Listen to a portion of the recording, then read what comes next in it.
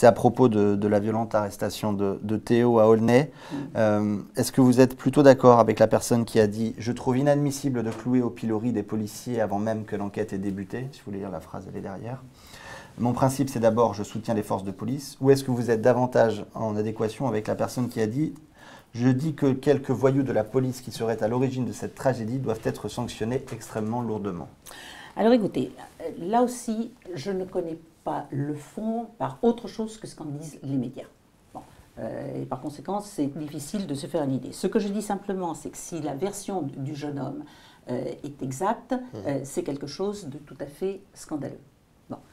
D'un autre côté, ce que je dis aussi, si c'est la version des policiers qui est exacte, le traitement médiatique pose un certain nombre de problèmes.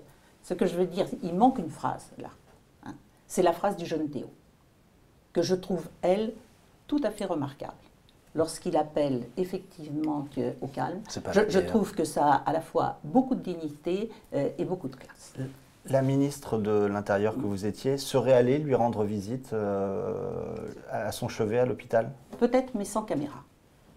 Vous avez et c'est d'ailleurs par ce que exemple j'ai que fait, François Hollande le fasse avec... Puisque j'ai vu, et j'ai eu effectivement, quand j'étais ministre de l'Intérieur, à gérer une affaire d'un accident qui concernait des jeunes sur des quads et une voiture de police. Bon, c'était aussi quelque chose d'assez chaud. Je suis allée immédiatement voir la famille.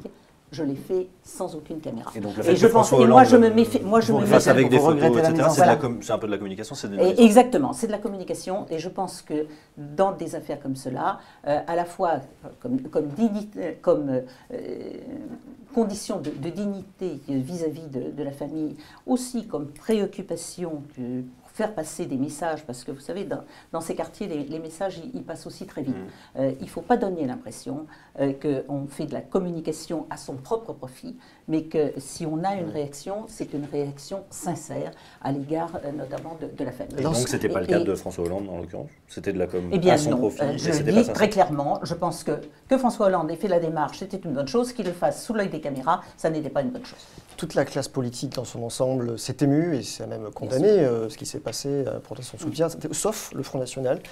Marine Le Pen refuse de parler de bavure et commande cette affaire uniquement en apportant son soutien aux forces de police. Est-ce que là aussi, il n'y a pas un positionnement politique, une posture que vous pourriez condamner Écoutez, moi je pense que dans des affaires comme celle-ci, encore une fois, il faut faire extrêmement attention tant qu'on ne connaît pas le fond du dossier. Et prendre des positions simplement de principe, ça n'est pas bien. Moi, ce que j'ai toujours essayé, de toute façon, quand j'étais ministre de l'Intérieur, et c'était un des grands axes de ma politique, c'est d'essayer de recréer un lien de confiance entre la police et la population. Parce que c'est aussi une condition d'efficacité de la police. Et quand j'ai créé les unités territoriales de quartier, qui permettent que les gens connaissent les policiers, parce que ce sont toujours les mêmes, et que les policiers connaissent les gens, je pense que nous avons effectivement eu des résultats tout à fait considérables, parce qu'on arrivait à isoler les délinquants, alors que là, il y a toujours un risque que la population, finalement, protège les délinquants parce qu'ils viennent de Il faut davantage de police de proximité. Ah, mais tout à fait. C'était une erreur, une erreur d'avoir remis à place le dispositif que la gauche avait lancé?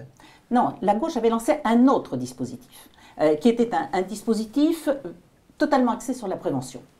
Alors, il faut de la prévention, mais il faut aussi de la répression. Parce que la répression, c'est aussi de la dissuasion. Et donc, c'est la raison pour laquelle j'avais recréé ce dispositif, parce que, encore une fois, les premières victimes de la délinquance dans les quartiers, ce sont d'abord les habitants des quartiers.